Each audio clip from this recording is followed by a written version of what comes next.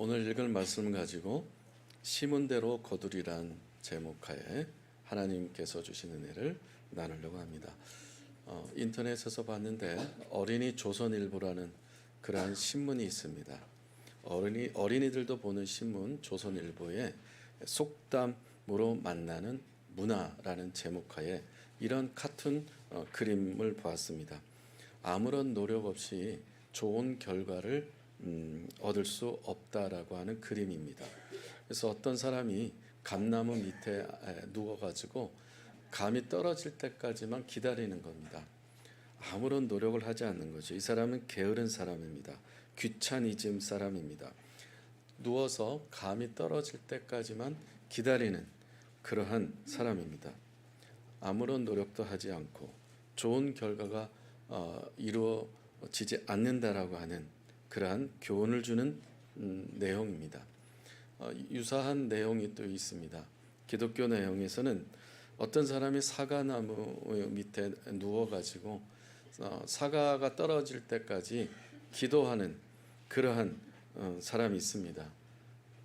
노력하지 않고 아까 감나무 비유처럼 어린이 조선일보에 나온 것처럼 그냥 감나무에 올라가서 감을 따먹으면 되는데 귀찮고 게을러서 그냥 누워서 입만 벌리고 감이 떨어질 때까지만 기다리고 있는 것입니다. 근데 이 사람은 저 크리스찬이에요. 사과나무 밑에 있는 사람은 크리스찬인데 이 사람도 비슷하면서 다른 점 하나는 기도한다는 거예요. 이렇게 누워가지고 하나님 앞에 하나님 저 사과를 제 입에 넣어주세요. 하나님 저 믿습니다. 기도합니다. 제가 계속해서 하나님 앞에 기도하고 있으니 응답해 주세요라고 기도하면서 누워서 입 벌리고 있었습니다. 하나님께서 이 사람에게 뭐라고 응답하셨을까요? 내가 올라가서 따먹어라. 하나님 말씀하신 건 응답하신 건 그거예요. 무슨 말이냐면 콩 심은 데는 콩이 나고 팥 심은 데는 팥이 난다는 것입니다. 이것은 자연의 법칙이죠. 콩 심은 데 팥이 나지 않고 팥 심은 데 콩이 나지 않습니다. 우리 일상생활 속에서도 어느 영역에서든지 콩 심은 데 콩 나고 팥 심은 데 팥 난다는 것은 모든 삶의 원리에 적용되는 것입니다. 영적인 부분에 있어서도 동일한 것입니다. 오늘 본문에 두 종류의 사람이 나옵니다. 첫째 사람은 육체를 위해서 심는 사람은 육체로부터 썩어질 것을 거두는 사람이 있고 성령을 위하여 심는 자는 성령으로 말미암아 영생을 거둔다라는 사람이 있습니다. 갈라디아서는 사도 바울이 썼습니다. 사도 바울이 성령을 위하여 심는 자라는 표현을 했는데 그렇다면 어떤 사람이 성령을 위하여 심는 사람일까요? So who is the one that sows to the Spirit, as Paul wrote in Galatians? 성령께 온전히 맡기고 그리고 성령의 인도함을 받는 사람이 성령을 위하여 심고 성령을 위해서 뿌리는 사람입니다.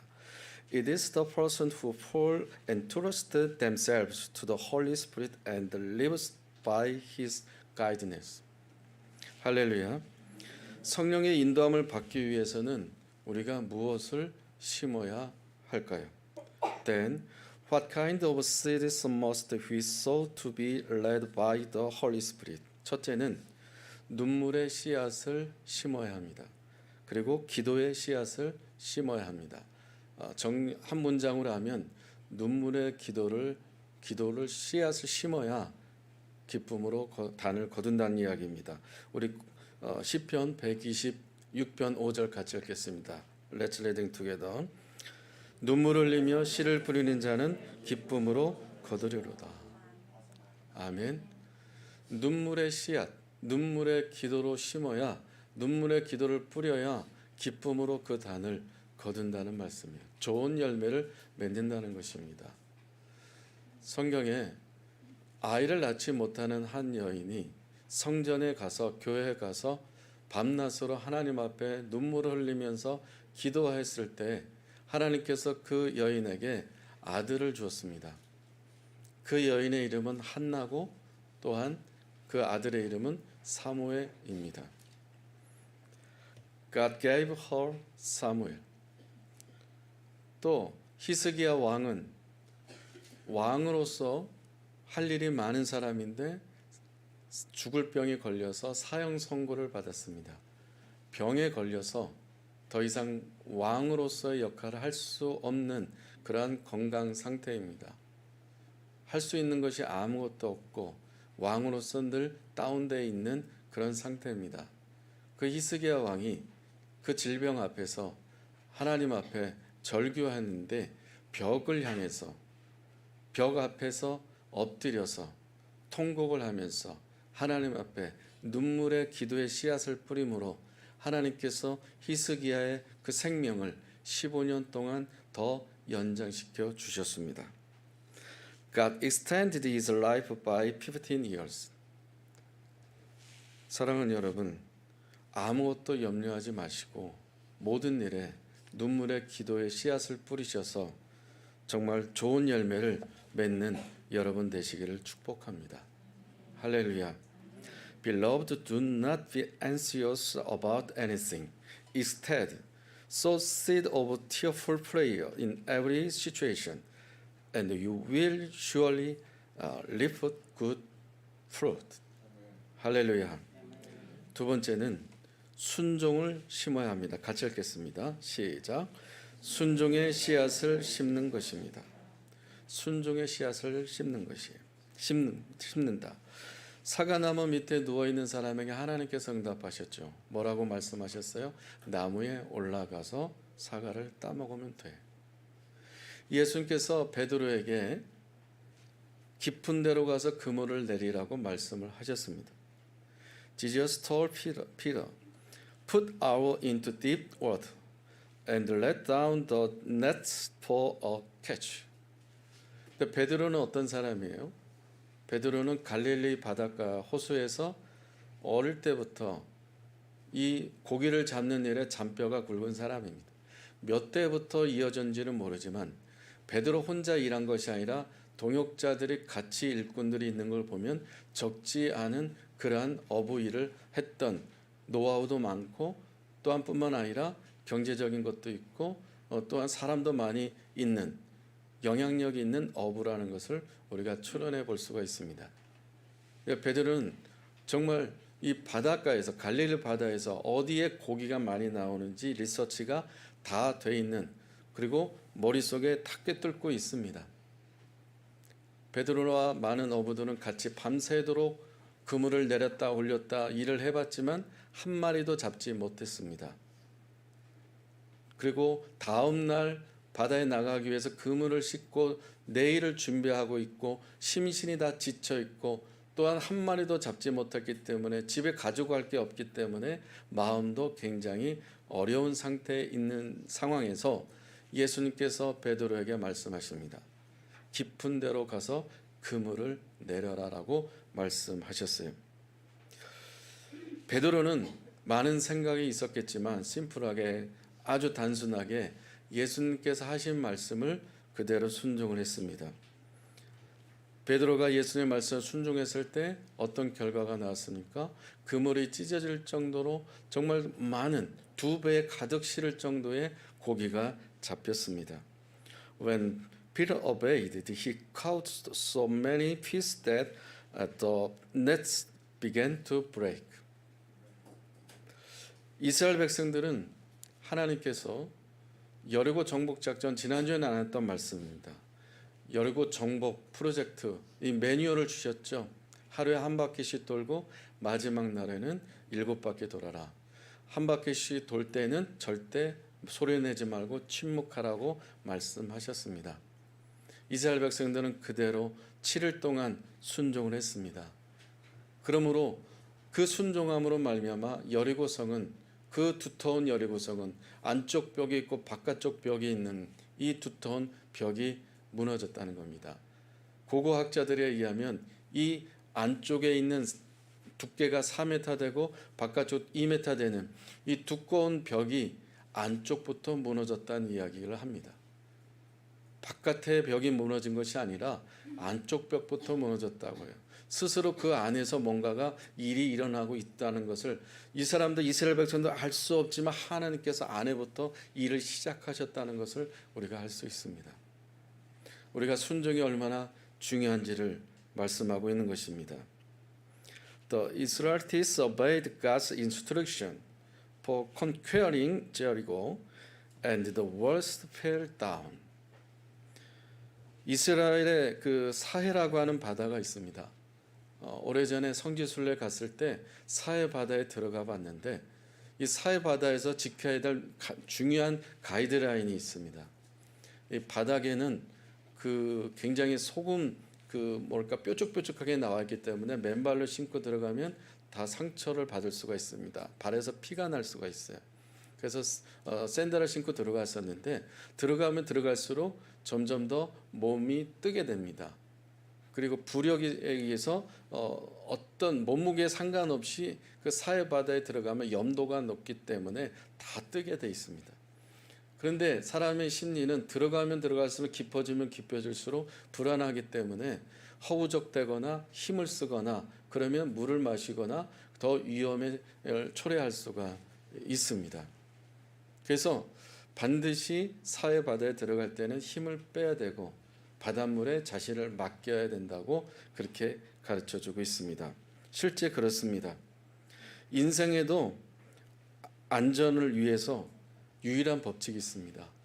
우리가 살아가는 삶에 있어서 일상에서도 이것을 적용하면 틀림없이 그대로 되는 것을 보게 됩니다. 두 가지 원리죠. 힘을 빼야 된다. 그리고 바닷물에 내 몸을 맡겨야 된다. 두 가지 원리를 여러분 잘 기억하시길 바랍니다. 그리고 적용하시길 바랍니다. 힘을 뺀다는 말에는 여러 가지 함축되어 있습니다.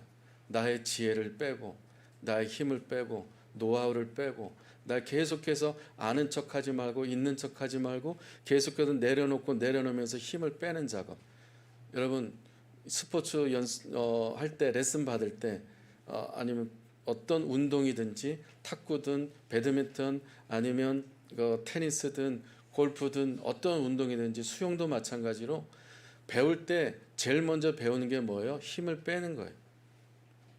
힘을 주다가 더 몸이 어디가 안 좋아지는 경우가 생깁니다. 힘을 빼고 그리고 하는 그 폼에 자신을 맡기는 겁니다. 우리가 영적인 관계도 마찬가지입니다. 하나님과 관계 속에서 살아가는데 내가 해보려고 힘을 쓰거나 머리를 쓰거나 잔머리 굴리거나 내가 해보려고 뭔가 아둥바둥 허우적대다가 바닷물 마시고 그리고 호흡이 떨어지고 또한 폐에 물이 차고 더 어려움을 초래할 수가 있는 일들이 얼마나 많은지 모릅니다. 하나님께서 주셨던 이 가이드라인, 이 힘을 빼는 것, 그리고 바닷물에 맡기는 것, 하나님께 맡기는 것, 이 삶이 얼마나 축복된 삶인지 모릅니다. Life has the same principle. The only true safety is found in instructing ourselves to the Creator and Savior God. 사랑하는 하나님께 우리의 창조주가 되시고 우리의 구원자 되신 하나님, 우리의 크리에이터가 되시고 세이비어가 되시는 구원자 되신 하나님께 여러분의 힘을 다 빼시고 오직 하나님께 온전히 맡기는 믿음의 삶, 순종의 삶이 되기를 축복합니다. 나의 힘을 빼고 하나님 말씀에 순종할 때 내가 원치 않는 생각지 않던 놀라운 좋은 열매들을 맺어지게 될 것입니다. Beloved, may you learn to let go of your own strength and sow obedience by trusting and following His word. 할렐루야. 세 번째는 복음을 심어야 합니다. 같이 읽겠습니다. 시작. 복음의 씨앗을 심는 것입니다. 네. 옛날 여름 성례학교 교사할 때나 교회학교에서 많이 불렀던 어린이들 찬양이 있습니다. 복음을 심었습니다. 라는 이 찬양 기억나나 모르겠습니다. 한번 불러보겠습니다.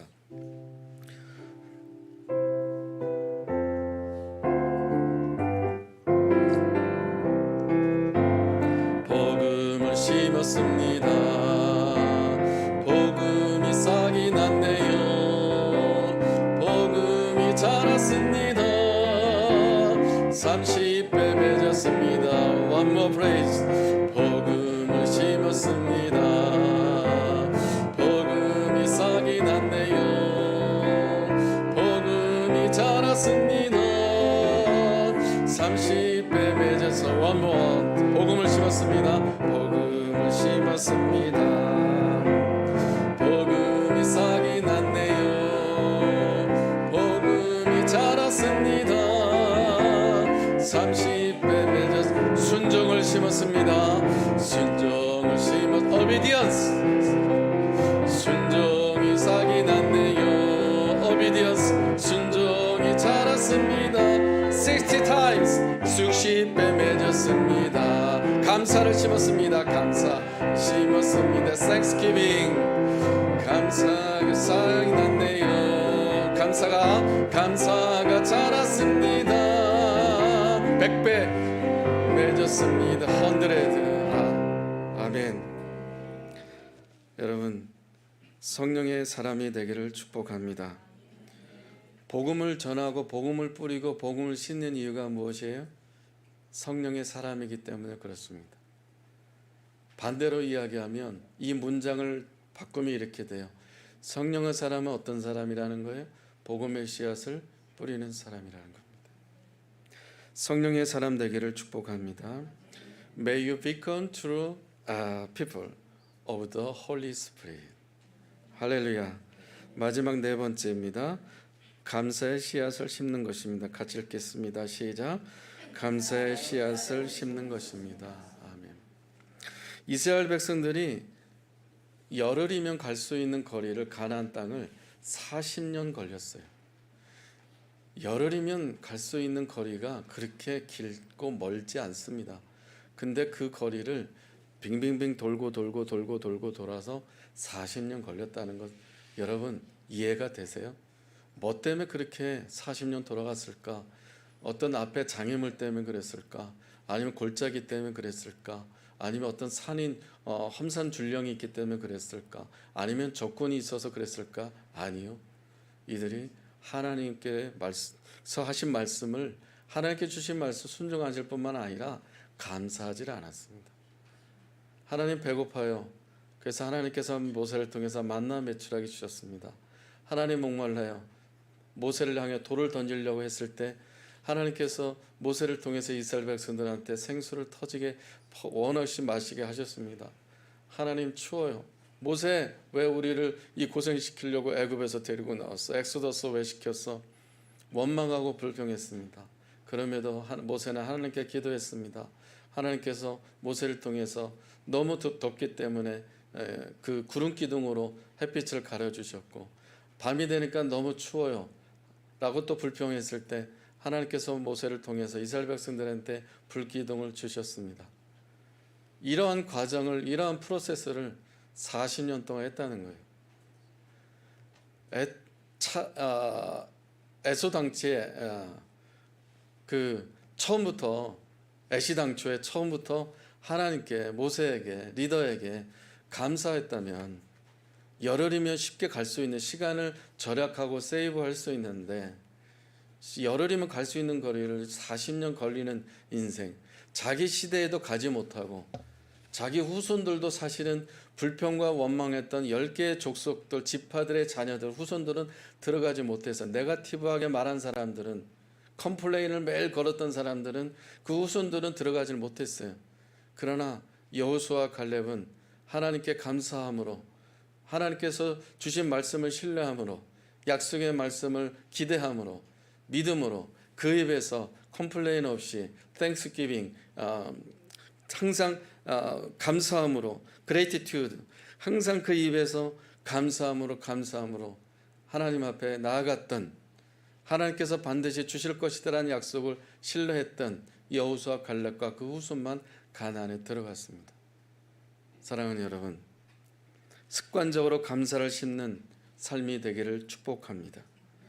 Beloved, may your life be marked by the habit of sowing thanksgiving. 할렐루야. 말씀 마무리하겠습니다. 고린도후서 우리 9장 6절 같이 읽겠습니다. 시작. 이것이 곧 적게 심는 자는 적게 거두고 많이 심는 자는 많이 거둔다 하는 말이로다. 아멘.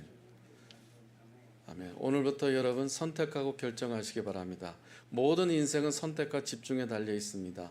여러분 오늘부터 이 네 가지를 심고 뿌려서 좋은 열매를 많이 맺는 가을이 되기를 축복합니다. 기도를 많이, 눈물의 기도의 씨앗을 많이 뿌리시고 심으시기를 바랍니다. So much prayer. 순종을 많이 심고 뿌리시기를 바랍니다. So much obedience. 복음을 많이 심고 복음을 많이 뿌리시기를 바랍니다. So much of the gospel. 감사를 많이 심으시고 감사를 많이 뿌리시기를 바랍니다. So much gratitude. 할렐루야.